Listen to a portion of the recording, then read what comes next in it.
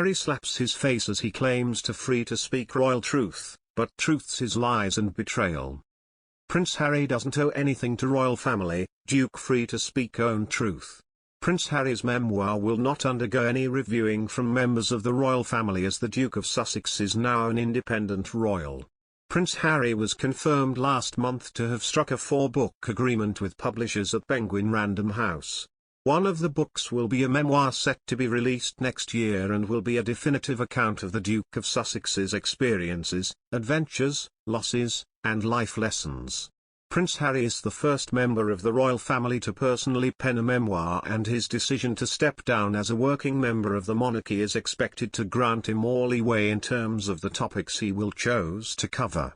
Speaking to US Weekly's podcast Royally Us, royal expert Michaela Friel said, "This is his life. He is now a non-working royal, so he doesn't owe anything to anybody.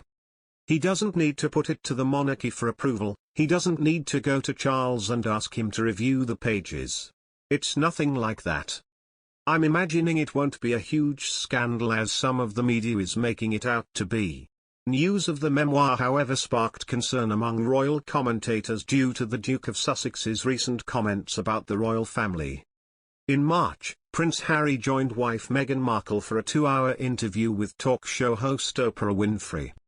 During the exchange, the Duke claimed neither he nor the Duchess had received support from royal courtiers as they struggled with public pressure.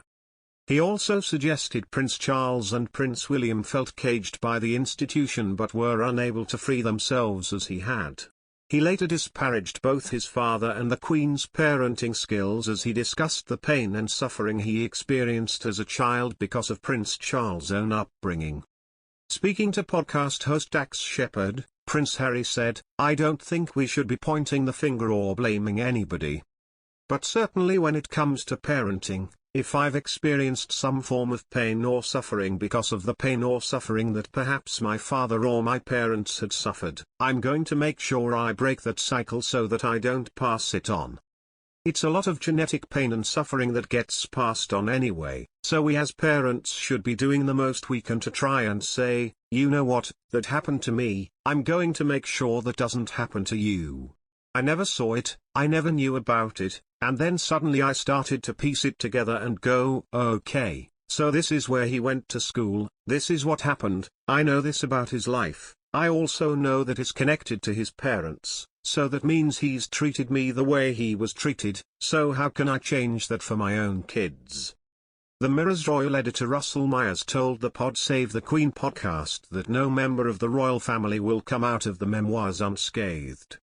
He said, "Nobody is going to come off unscathed here. Maybe this is some sort of therapy for Harry where he can unburden himself, but nobody in the royal family is going to come off unscathed. And that's why there is going to be such a degree of nervousness about this book. People in the palace will say Harry is not duty-bound to tell us what he is doing at any stage, but he obviously made those promises of upholding the values of the Queen. Is this in keeping with holding up the values?